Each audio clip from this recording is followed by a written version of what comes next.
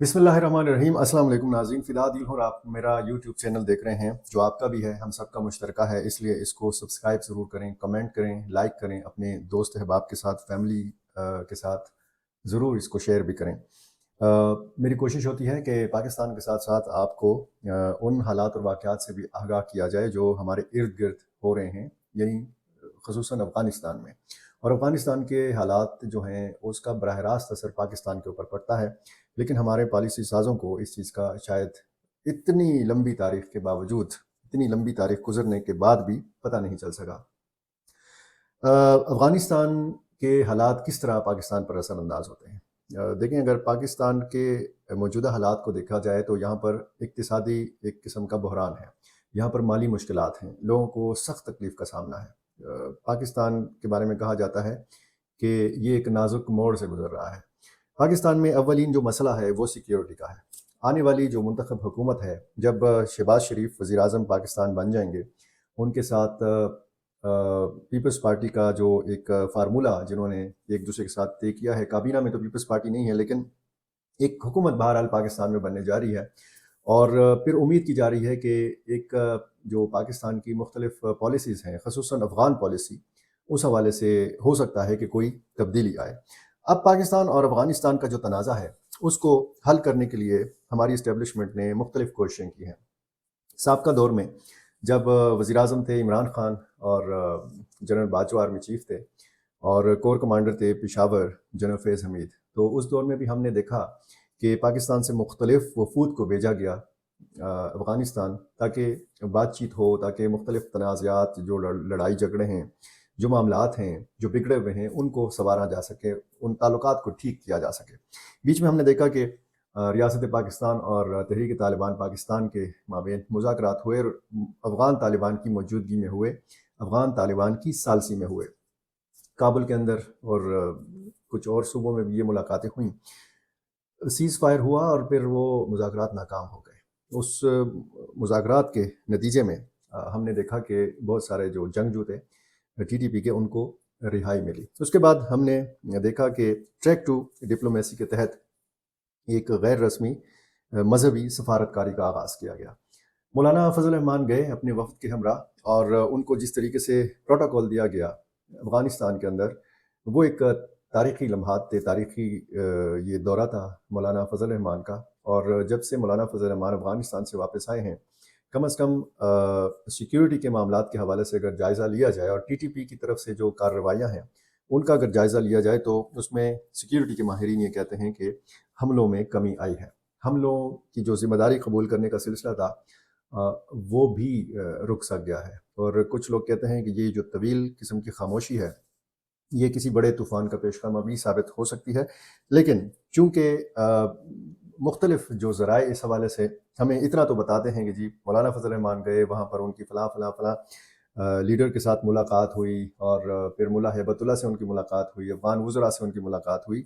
फिर उनकी वहाँ पर टीटीपी के लोगों से भी हसास मुलाकातें हुईं। लेकिन इन मुलाकातों की बहुत ज़्यादा तफ़सील जो है ये हमारे साथ शेयर नहीं की जा रही, मीडिया तक बहुत सारी ख़बरें नहीं आती। क्या मुआहदे हुए हैं? अगर मुआहदे हुए हैं तो क्या वो तहरीरी मुआहदे हुए हैं? अगर तहरीरी मुआहदे नहीं हुए तो क्या ज़ुबानी कलामी मुआहदे हुए हैं? क्या एक दूसरे को ज़ुबानी जो है यकीन दहानियाँ दी गई हैं, एक दूसरे से वादे वईद जो किए गए हैं वो ज़ुबानी हैं? सिर्फ़ पैगाम रसानी का काम किया गया है, यहाँ से पैगाम लेकर मौलाना फजल रहमान काबुल और कंदहार गए, और वहाँ से पैगाम लेकर वो फिर उन्होंने यहाँ पे पाकिस्तान में ब्रीफिंग दी मुतल्लिका इदारों को और दफ्तर ख़ारजा को। तो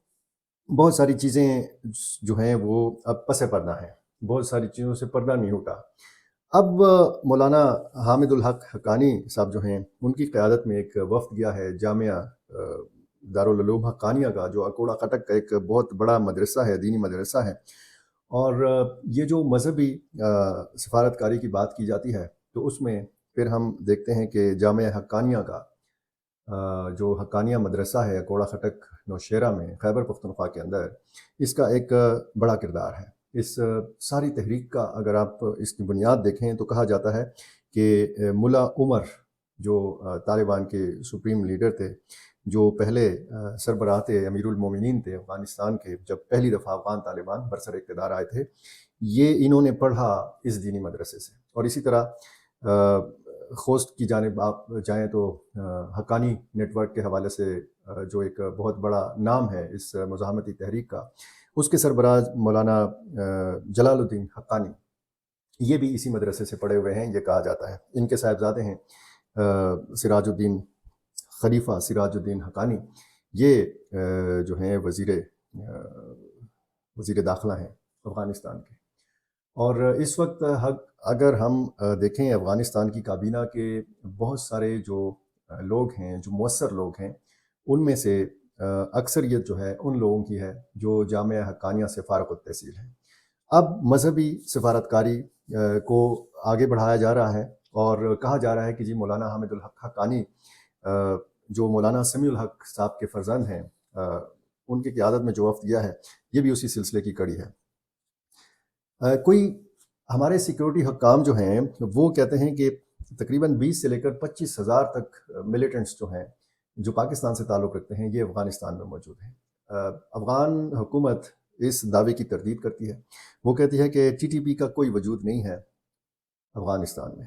اور جس طریقے سے پاکستان اور افغانستان کا تنازع بڑھا ہے، تو اس تنازع کے دوران بھی ہم نے یہ دیکھا، متعدد مرتبہ افغان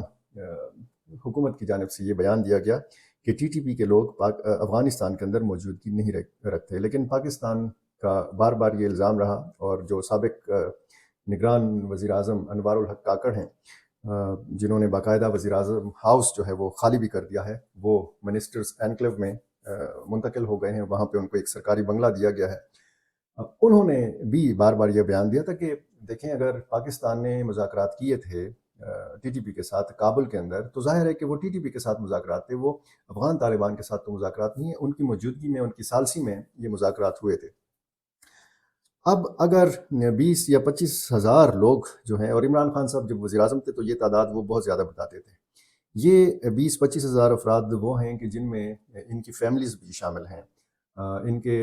یعنی بیوی بچے بھی شامل ہیں۔ اور اقوام متحدہ کی ایک رپورٹ میں یہ بتایا گیا تھا کہ جو پاک افغان سرحدی علاقہ ہے، یہاں پر افغانستان کی سائٹ پر ٹی ٹی پی کے تقریباً 5 یا 5,500 لوگ ہیں۔ مجھے وہ صحیح تعداد معلوم ہے، لیکن اتنی ہی تعداد اس رپورٹ میں بتائی گئی تھی کہ اندازاً 5-5,500 جو جنگجو ہیں، جو باقاعدہ بندوق لے کر لڑتے ہیں، یہ وہ تعداد ہے۔ اور کہا جاتا ہے کہ جی بہت زیادہ جنگجو جو ہیں وہ جو سرحدی صوبے ہیں افغانستان کے ادھر موجود ہیں، جیسے خوست، کنڑ، ننگرہار، پکتیا، پکتیکا۔ لیکن جو ٹی ٹی پی کی قیادت ہے، اس کے حوالے سے کہا جاتا ہے کہ یہ موومنٹ میں رہتے ہیں، یہ ایک جگہ پہ نہیں رہتے، اپنی سیکیورٹی وجوہات کی بنا پر یہ مختلف صوبوں میں قیام رکھتے ہیں، ان کے ٹھکانے جو ہیں وہ بدلتے رہتے ہیں، کئی ہفتوں تک وہ ایک ٹھکانہ استعمال کرتے ہیں، کئی مہینوں تک وہ ایک ٹھکانہ استعمال کرتے ہیں، اس کے بعد اپنا ٹھکانہ جو ہے وہ بدل لیتے ہیں۔ اور کچھ واقعات ایسے ہوئے بھی ہیں کہ وہاں پر ٹی ٹی پی کے مختلف گروپوں کے آپس میں تنازعات کی خبریں آتی رہی ہیں، مصدقہ اطلاعات تو نہیں ہیں، لیکن تنازعات کی ایسی خبریں آتی ہیں کہ ان کو سیکیورٹی تھریٹس ہیں وہاں پر، وہ افغانستان کے اندر بھی خود کو یا تو غیر محفوظ سمجھتے ہیں، اور یا پھر یہ سمجھتے ہیں کہ احتیاطاً ان کو زیادہ سیکیورٹی رکھنی چاہیے۔ مولانا فضل الرحمان صاحب گئے، واپس آئے، مولانا حامد الحق صاحب گئے، اور ان کی بھی ملاقاتیں رہیں، لیکن جس طریقے سے پروٹوکول دیا گیا، جس طریقے سے میڈیا پہ بات کی گئی مولانا فضل الرحمان کے دورے کے حوالے سے، تو اس کی ایک وجہ ہے۔ وجہ یہ ہے کہ مولانا فضل الرحمان زیادہ ایکٹیو سیاستدان ہیں مولانا حامد الحق کی نسبت، اور دونوں کا کیلیبر اس میں بھی بڑا فرق ہے۔ مولانا سمیع الحق صاحب کا اپنا ایک گروپ جمعیت علماء اسلام سمیع الحق گروپ کے نام سے، اور یہ اسی گروپ کے جو ہیں سربراہ ہیں مولانا حامد الحق صاحب، اپنے ہی والد صاحب کا جو ایک سلسلہ ہے وہ آگے بڑھا رہے ہیں۔ مولانا فضل الرحمان البتہ پارلیمانی سیاست میں بھی ایک مقام رکھتے ہیں، اور مختلف جو سیاسی لیڈرز ہیں وہ بھی آج کل آپ دیکھ رہے ہیں کہ ان کے گھر کے طواف کر رہے ہیں، چاہے وہ مسلم لیگ نون کی اعلیٰ قیادت ہے، کہ چاہے وہ پیپلز پارٹی کی قیادت ہے، چاہے وہ پاکستان تحریک انصاف کی قیادت ہے، چاہے محمود خان اچکزئی صاحب ہوں، چاہے کوئی دوسرا لیڈر ہو، تو یہ ملاقاتیں ان کے گھر میں، ان کی رہائش گاہ میں چلتی رہتی ہیں، اور میڈیا کی بھی کوشش ہوتی ہے کہ مولانا فضل الرحمان کو کسی نہ کسی طریقے سے پکڑ لیں، ان کا انٹرویو کر لیں۔ اور لیکن اس سارے سلسلے میں اگر آپ دیکھیں تو مولانا حامد الحق صاحب جو ہیں وہ ہمیں ان سارے حوالوں سے کافی پیچھے نظر آتے ہیں۔ اب یہ کتنا مؤثر دورہ ثابت ہوگا مولانا حامد الحق صاحب کا، یہ پھر آنے والے دنوں میں پتہ چلے گا کہ چونکہ وہ اس وقت انتظام چلا رہے ہیں جامعہ حقانیہ کا، تو اس دورے کی کتنی اہمیت ہے۔ وہ جب بات کریں گے تو ظاہر ہے کہ انہوں نے بھی وہی بات کرنی ہے، اور ہو سکتا ہے کہ وہ بھی یہاں سے باقاعدہ بریفنگ لے کے گئے ہوں، ان کی وہاں پہ کن کن سے ملاقات ہوئی، کن کن سے ملاقاتیں، اور اس حوالے سے ہمیں میڈیا میں کچھ نہیں بتایا گیا۔ جس طریقے سے تصویر آ جاتی تھی مولانا فضل الرحمان کی، ان کے ساتھ کون کون ہے، یہ جب واپس آئیں گے تو ساری تفصیل آپ کے سامنے رکھیں گے۔ پاکستان کے خصوصی نمائندہ ہیں ایمبیسڈر آصف علی درانی، یہ موجود ہیں پاکستان میں، اور کہا یہ جاتا ہے کہ جب یہ خصوصی نمائندے موجود ہیں تو ان کی موجودگی میں علماء کرام کا وفد یا وفود کیوں بھیجے جا رہے ہیں، کیوں جا رہے ہیں وہ افغانستان؟ کیا اس کا مطلب یہ ہے کہ جو سرکاری چینلز ہیں یہ ناکام ہو چکے ہیں؟ یہ دونوں ملکوں کے مابین جو تعلقات ہیں ان کو بحال کرنے میں ناکام ہو چکے ہیں؟ کیا ان میں اتنی صلاحیت نہیں ہے جو سرکاری چینلز ہیں کہ یہ تمام معاملات جو ہیں یہ حل ہوں؟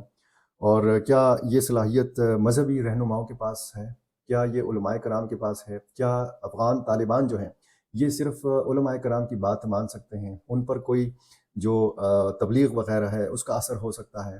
ان کو اساتذہ کرام جو ہیں ان طالبان رہنماؤں کے، ان کی بات کا کوئی اثر ہو سکتا ہے؟ تو یہی ساری کوششیں ہو رہی ہیں کہ کسی نہ کسی طریقے سے یہ معاملات دو طرفہ سمجھائے جائیں، کیونکہ صرف معاملہ یہ نہیں ہے کہ جی افغان طالبان کو سمجھانا ہے، معاملہ یہ ہے کہ پاکستانی پالیسی سازوں کو بھی سمجھانا ہے کہ معاملات آخر رکے کہاں پہ ہوئے ہیں، رکاوٹ آخر کیا ہے، اور معاملہ کیا صرف تحریک طالبان پاکستان کا ہے؟ معاملہ صرف یہیں پہ رکا ہوا ہے؟ کیا یہ بہت بڑی رکاوٹ صرف ٹی ٹی پی ہے، یا باقی بھی کچھ متنازع معاملات ہیں کہ جن پر بات ہو سکتی ہے؟ اب اگر ہم دیکھیں تو بنیادی مسئلہ بظاہر یہی نظر آتا ہے ٹی ٹی پی کا، اور جب ٹی ٹی پی کا ہمیں جو بتایا گیا کہ جی پاکستان کا مطالبہ نہیں مانا گیا افغانستان کی جانب سے کہ جی ٹی ٹی پی کے لوگوں کو پاکستان کے حوالے کریں، یا ٹی ٹی پی کے لوگوں کو منع کیا جائے کہ جی پاکستان میں حملے نہ کریں، یا ٹی ٹی پی کے لوگوں کے خلاف افغانستان کے اندر ہی کارروائی کی جائے، تو یہ پاکستان کا جو ایک مطالبہ تھا یہ نہیں مانا گیا۔ تو اس کے بعد رد عمل میں افغان مہاجرین کے انخلاء کا فیصلہ کیا گیا پاکستان کی طرف سے۔ یہ جو کچھ ہی مہینوں میں ہم نے یہ ڈیولپمنٹس دیکھی ہیں۔ تنازع پھر جب ہم دیکھتے ہیں کہ دباؤ ڈالنے کے لیے افغان مہاجرین کے انخلاء کا فیصلہ کیا گیا، تو دوسری طرف ہم یہ دباؤ بھی دیکھتے ہیں کہ افغان میڈیا کے اوپر بہت زیادہ بات ہوتی ہے اب ڈیورنٹ لائن کے حوالے سے۔ اس کو کہا جاتا ہے کہ جی ایک فرضی لکیر ہے، یہ ایک ایسا معاہدہ تھا جو افغان حکومت کا اور انگریز سرکار کے مابین ہوا تھا، لیکن وہ معاہدہ جو ہے وہ کب کا ختم ہو چکا ہے، 100 سالہ معاہدہ تھا، اور بیچ میں پاکستان بھی وجود میں آ گیا تھا اسی معاہدے کے بیچ میں، اور لیکن پھر ہم نے یہ دیکھا کہ اب آج بھی نہ تو افغان حکومت، نہ طالبان، نہ اس سے پہلے کسی حکومت نے ڈیورنٹ لائن کو باقاعدہ کوئی انٹرنیشنل سرحد مانا ہے، تسلیم کیا ہے۔ پاکستان یہ کہتا ہے کہ یہ جو سرحد ہے پاکستان اور افغانستان کے بیچ میں، یہ باقاعدہ ایک سرحد ہے، آپ مانیں یا نہ مانیں۔ انٹرنیشنل کمیونٹی میں بھی اس بات کو مانا جاتا ہے کہ جی پاکستان اور افغانستان کی بیچ میں یہ سرحد ہے، لیکن افغان طالبان بھی اس کو فرضی لکیر کہتے ہیں۔ یہ افغان میڈیا میں بھی بار بار ہمیں تقریباً ہر روز یہ چیز سننے کو ملتی ہے۔ اب کیا یہ ممکن ہے کہ ٹی ٹی پی کے لوگ اسلحہ رکھ دیں، وہ دستبردار ہو جائیں، وہ لڑنے سے بالکل توبہ کر لیں، توبہ طائب ہو جائیں، اور کہہ دیں کہ جی پاکستان جو کہے گا ہم مان لیں گے، افغان حکومت جو کہے گی ہم مان لیں گے؟ یہ بہت مشکل سوال ہے۔ اس کا سوال اس سوال کا جو جواب ہے یہ بہت مشکل ہے، اور اس حوالے سے یعنی پاکستان میں کارروائی کے حوالے سے خود ٹی ٹی پی کے اندر اختلاف رائے پایا جاتا ہے، خود کش حملوں کے حوالے سے بھی، اور خود ٹی ٹی اے یعنی تحریک طالبان جو افغانستان ہے اس کے درمیان بھی اختلاف رائے پایا جاتا ہے، اور دونوں کے مابین بھی، یعنی تحریک طالبان پاکستان اور تحریک طالبان افغانستان کے مابین بھی اس معاملے پر اختلاف رائے پایا جاتا ہے، کیونکہ کہا یہ جاتا ہے کہ جب افغانستان میں امریکی افواج موجود تھیں، جب نیٹو افواج موجود تھیں، تب تو جہاد ان غیر ملکیوں کے خلاف فرض تھا، وہ تو افغانیوں کا بھی فرض تھا، وہ تو ظاہر ہے کہ پاکستان سے اور دوسرے ممالک سے بھی جو جہادی گئے تھے ان کا یہ ایک کہتے ہیں کہ وہ مقدس لڑائی لڑ رہے ہیں، یعنی جہاد لڑ رہے ہیں۔ لیکن پاکستان میں کہتے ہیں کہ جی کوئی غیر ملکی فوج نہیں ہے، یہاں مسلمان آباد ہیں، ایک اسلامی ملک ہے، افغانستان کا دوست اسلامی ملک، اور اس کی فوج بھی مسلمان ہے۔ تو اس حوالے سے اگر دیکھیں تو پاکستان میں ہونے والے حملوں کے حوالے سے اختلاف رائے بہرحال پایا جاتا ہے۔ طالبان کہتے ہیں کہ پاکستان کا یہ جو الزام ہے کہ جی افغانستان کی سرزمین پاکستان کے خلاف استعمال ہو رہی ہے، تو کچھ وزراء نے یہ بھی کہا تھا کہ افغان طالبان نے جو معاہدہ کیا تھا وہ پاکستان کے ساتھ نہیں کیا تھا، وہ امریکہ کے ساتھ کیا تھا۔ اور بہرحال 4 سال اس دوحہ معاہدے کے پورے ہو چکے ہیں، اور جب 4 سال پورے ہوئے فروری کے آخری دن، تو اس پر بہت سارے تبصرے بھی ہوئے، کیسے یہ معاہدہ کامیاب ہوا یا ناکام ہوا، اس میں افغان طالبان نے کتنا حاصل کیا اس معاہدے سے، امریکہ نے کیا حاصل کیا، وہ جو نکات تھے اس معاہدے کے اس پر کتنا عمل درآمد ہو۔ پچھلی ویڈیو میں اس پر تفصیلی بات کر بھی چکا ہوں، لیکن اب دیکھنا اب یہ ہے کہ جو ٹی ٹی پی کے لوگ ہیں، اب آپ دیکھیں کہ کیا ٹی ٹی پی کے پاس اتنا اثر ہے کہ وہ حملہ کرنے کے لیے اس کو افغانستان سے پاکستان نہ آنا پڑے۔ سیکیورٹی ماہرین کہتے ہیں کہ جو ٹی ٹی پی کے لوگ افغانستان میں موجود ہیں ان کو پاکستان آنے کی، حملہ کرنے کی یہاں پہ کوئی ضرورت نہیں ہے، کیونکہ پاکستان کے اندر خود ٹی ٹی پی کے لوگوں کی اتنی موجودگی ہے، قبائلی علاقوں میں، خیبر پختونخوا کے بندوبستی شہروں میں، پاکستان کے بڑے شہروں میں، اور اکا دکا واقعات اب جب نہیں بھی ہو رہے ہیں تو اس کا یہ مطلب نہیں ہے کہ یہاں پہ ٹی ٹی پی کے لوگ توبہ طائب ہو گئے ہیں۔ وہ خاموش ضرور ہوئے ہیں، انہوں نے حکمت عملی ضرور تبدیل کی ہے، اور وہ کیا چیزیں ہیں کہ جن کی وجہ سے ان کی حکمت عملی تبدیل ہوئی ہے یا ان کے حملوں میں کمی آئی ہے، یہ آنے والے دنوں میں کچھ پتہ چلے گا، کیونکہ بہت سارے معاملات ایسے ہمارے ذرائع کے مطابق ہیں ٹی ٹی پی کے اندر بھی کہ کچھ تنظیمیں آپس میں اختلافات بھی رکھتی ہیں، اختلاف رائے بھی رکھتی ہیں مختلف معاملات کے حوالے سے۔ اب اگر آپ دیکھیں تو اس حوالے سے میں ایک انٹرویو سن رہا تھا، اور اس میں پھر یہ پوائنٹ مجھے بڑا زبردست لگا کہ اگر پاکستان اور افغانستان کے معاملات کو حل کرنے کے لیے جو ایک اسکول آف تھاٹ ہے دیوبندی، جو جامع حقانیہ سے وابستہ علماء کرام ہیں، یا جو اس نظریے سے وابستہ علماء کرام ہیں، ان کے وفود کو بھیجا جا رہا ہے افغانستان تاکہ وہ افغان طالبان سے بات کر سکیں۔ لیکن ہمارا وہ جو نقطہ جو مجھے اچھا لگا وہ یہ تھا کہ ہمارا تو تنازع انڈیا کے ساتھ بھی ہے، ہم نے کبھی انڈیا کے ساتھ معاملات حل کرنے کے لیے علی گڑھ، دیوبند کے جو فارغ التحصیل ہیں، یا جو اجمیر شریف یا صوفیاء کرام کا جو سلسلہ ہے، ان لوگوں سے ہم نے کبھی مدد نہیں لی کہ جی ان کا کوئی وفد بنا کر ہم انڈیا بھیجیں، ہندوستان بھیجیں اور ان سے بات کریں کہ جی مسئلہ کشمیر جو ہے وہ حل کرنا ہے۔ تو بہرحال یہ دوحہ معاہدے کے حوالے سے بھی بات ہوئی، اور یہ جو دوحہ معاہدہ تھا یہ صرف اس میں بہت ساری چیزیں ہیں، بہت ساری چیزیں ایسے ہیں کہ بظاہر یہ تو امریکی انخلا کے لیے، جنگ بندی کے لیے تھا، لیکن پھر اس کے بعد کس طریقے سے حاصل کیا اقتدار طالبان نے، اس پر کبھی تفصیلی بات کریں گے۔ جو اس وقت صورتحال ہے افغانستان کی اور پاکستان کا جو تنازع ہے افغانستان کے ساتھ، یہ کیسے حل ہوگا، پاکستان کی نئی حکومت کیا پالیسی اختیار کرے گی، آنے والے چند ہفتوں میں ہی پتہ چل جائے گا۔ لیکن ہماری جو افغانستان کے ساتھ ٹریڈ ہے، جو تجارت ہے، وہ بہت متاثر ہوئی ہے۔ افغانستان نے اب پہلے اگر انحصار پاکستان کے اوپر زیادہ تھا تو اب وہ انحصار زیادہ ایران کے اوپر ہے، چابہار اور جو اس قسم کے جو بندر عباس، یہاں پر وہ تجارت منتقل ہو گئی ہے۔ پاک افغان تجارت 70% متاثر ہوئی ہے۔ یہ بہت بڑا نقصان ہے، یہ دو طرفہ نقصان ہے، یہ پاکستان کا بھی نقصان ہے، یہ افغانستان کا بھی نقصان ہے۔ اور جیسے پاکستان کے حوالے سے پیش گوئی کرنا بہت مشکل کام ہے، پاکستان بھی ایسا ملک ہے کہ یہاں پہ آپ پیش گوئی نہیں کر سکتے، افغانستان بھی ایسا ملک ہے کہ مستقبل کے حوالے سے آپ پیش گوئی نہیں کر سکتے کہ افغانستان کا کیا مستقبل ہے۔ لیکن دونوں کا موجودہ جو حال ہے وہ بہت برا ہے، دونوں کے تعلقات بہت خراب ہیں، دونوں ملکوں کے تعلقات کی یہ خرابی جو ہے یہ براہ راست دونوں ملکوں کے عوام پر اثر ڈال رہی ہے۔ پاکستانی بھی متاثر ہو رہے ہیں، افغان ہمارے بہن بھائی بھی متاثر ہو رہے ہیں، اور جس طریقے سے متاثر ہو رہے ہیں تو اس کی تفصیل میں آپ کو پچھلی ویڈیوز میں بتا چکا ہوں۔ اسی طرح کی مزید اپڈیٹس آئیں گی تو آپ کے سامنے رکھیں گے۔ میرا چینل ایک بار پھر درخواست ہے کہ ضرور سبسکرائب کیجیے۔ بہت شکریہ۔